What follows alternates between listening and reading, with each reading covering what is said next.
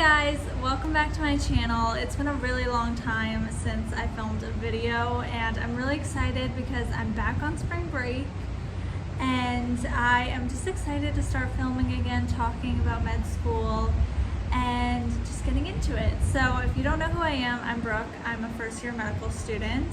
So today I want to talk about the path from going from high school to med school. So this is a great video if you are in high school right now or you're in college and you just want to understand maybe what you should be doing or things that you can be doing to see if you want to be a doctor, get a better feel for it, or figure out the right steps in order to get to med school in the future.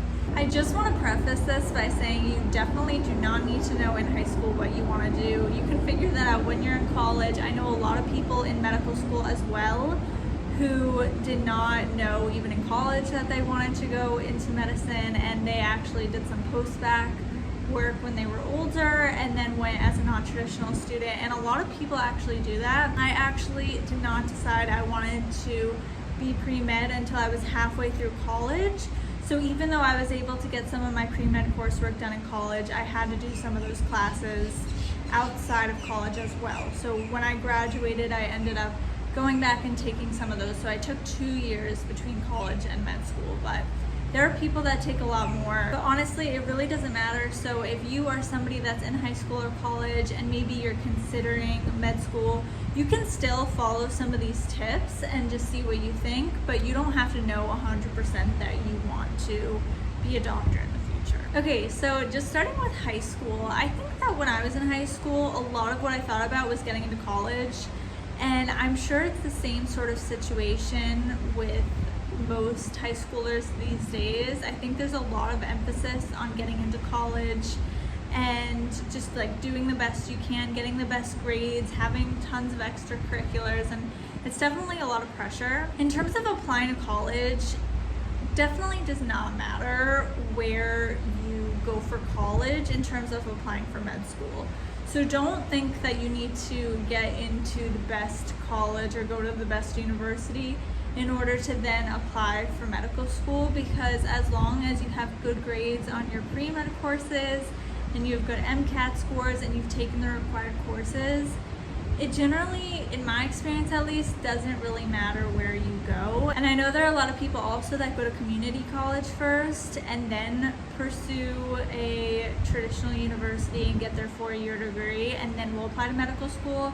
So if that's what works best for you, you know, do what you have to do. I know that cost plays a really big role here, and if you're finding that financially there's just one option that works the best for you, then I would say put that. You definitely want to choose a school where you're going to get the best experience and the best education and that works for you, but don't worry about going to a school that is attached to a medical school, like a university that also has a medical school within it, or one that's known for their biology program, unless you really want to do biology and you really want to take as many courses in biology as possible or something like that.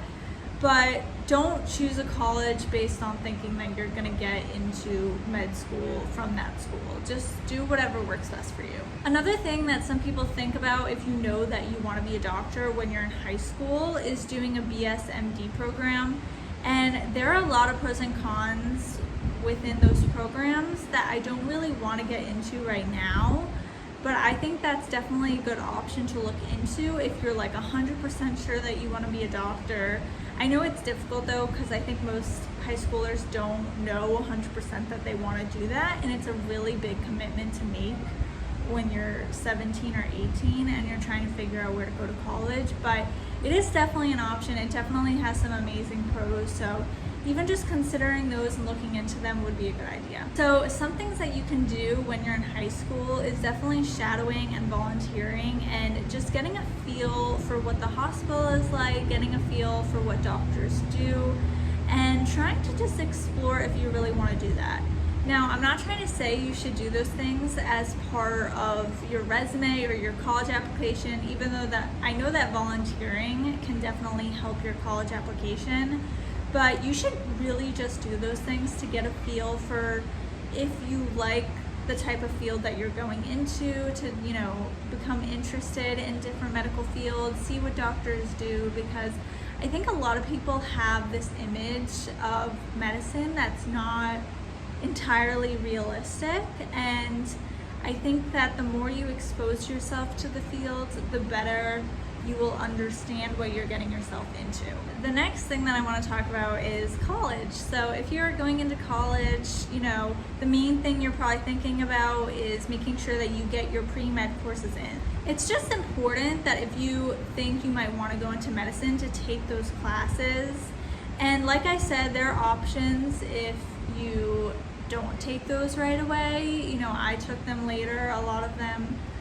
But I'm just saying that, if you think you might be interested in medicine, get those out of the way, take the classes. I think it's a really good idea if you think you might want to do medicine to start making a plan for what your courses could look like in college, so that you're taking all the pre-med requirements and you don't get to senior year and discover that you missed a class or you missed something like biochemistry, which certain schools require and then other schools don't.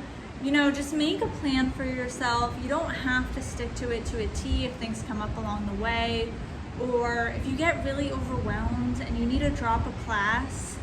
It's not that big of a deal. You can definitely fit things in during the summer, which I know is a really good option for people because it's a lot less hectic, and you'll probably be able to get a better grade if you are making sure that you are taking something when you don't have a million things going on. I know some pre-med students that would try to take like bio, chem, and physics all at the same time, and I think that's a really terrible idea.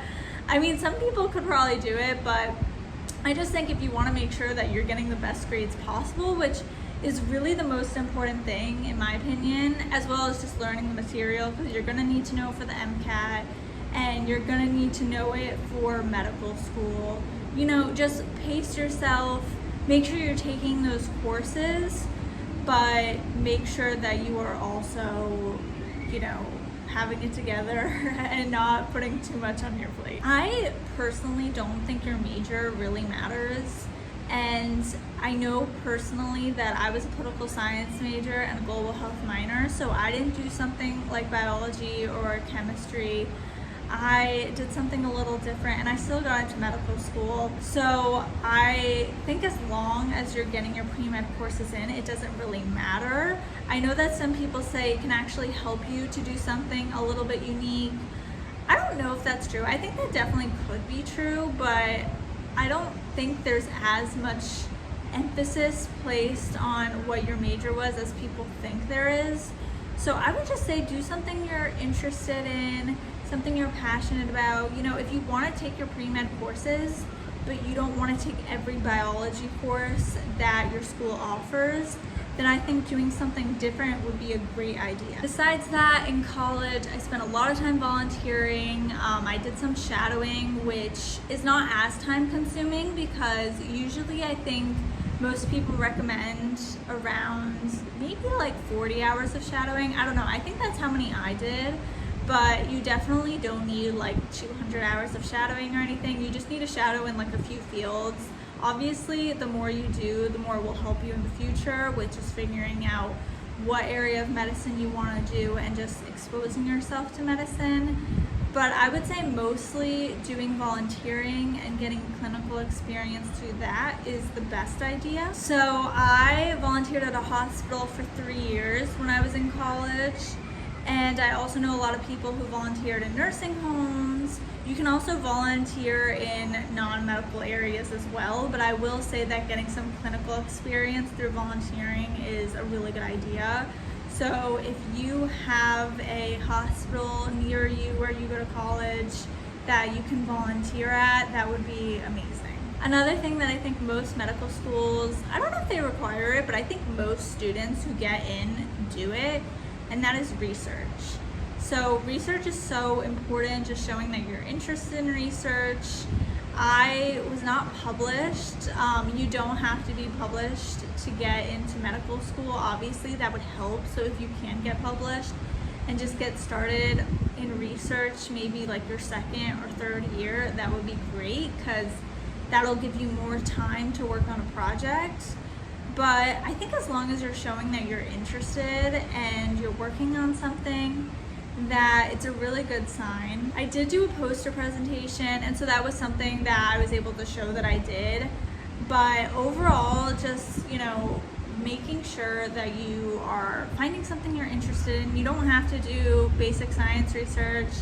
I did global health research and it was pretty interesting. I'm not like a huge research person, but I did like that. So that was a good fit for me, and I think I started when I was halfway through my junior year. So I had just gotten back from studying abroad. So I did about 1.5 years of research, and I kind of wish I had started earlier because I would have had more time to work on a project, to get further with it. But kind of like I said, you know, as long as you're doing something, I think it's a good idea. And I think 1.5 years was a good amount of time overall. Okay, so the next thing that I want to talk about is applying. So if you're trying to go straight from college to medical school, then you need to be applying in June of your junior year. So that means that at that point you have to have your MCAT score ready, you have to have your letters of recommendation, your essays done, your extracurriculars, you have to have your transcripts in, you have to have the whole application put together by that time, which honestly is a challenge to do. I mean, I know a lot of people go straight from college to medical school, but I think even just doing it when I was out of college was difficult. However, it's definitely possible if that's what you want to do. And it's also possible to wait for a different time if that's what you want to do as well. But you do definitely have to make sure you've taken the MCAT and you studied for that, or that you're taking the MCAT that summer and you're gonna get your score that summer. But you have to have that, and then you have to, you know, have everything else that goes into it, and just make sure that your application is as good as you want it to be by that time. And then in that case, you also have to prepare to take your interview year, your senior year. So during your senior year, you'll have to fly around, or I guess not anymore. I guess now everything's virtual. So I guess it depends how that goes throughout the next few years. I don't know if they'll go back to doing like in-person interviews, or if they're going to continue with the virtual ones. But if you do have to travel for interviews and you have to prepare for that, you know, you're going to have to take time out of class, out of other things going on, and just make sure that you are going to the interviews and you're prepared for them. But obviously, as I mentioned, you do not have to go straight from college. You can take a gap year or a few years off, do other things you want to do. You know, maybe you want to do more research, maybe you want to travel. Whatever it is that you want to do, you have that time to improve your application, make it better, add to it, and also just do things that maybe will be harder to do once you're in medical school. Then you can definitely do it during that time. So that was my pretty simplified overview of everything that goes into going from high school to medical school.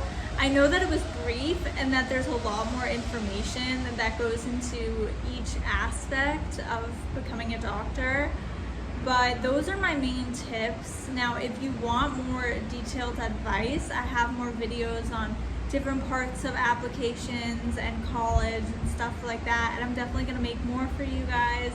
So let me know what you guys want to see, and let me know if you have any questions, and I will talk to you guys later. Bye guys.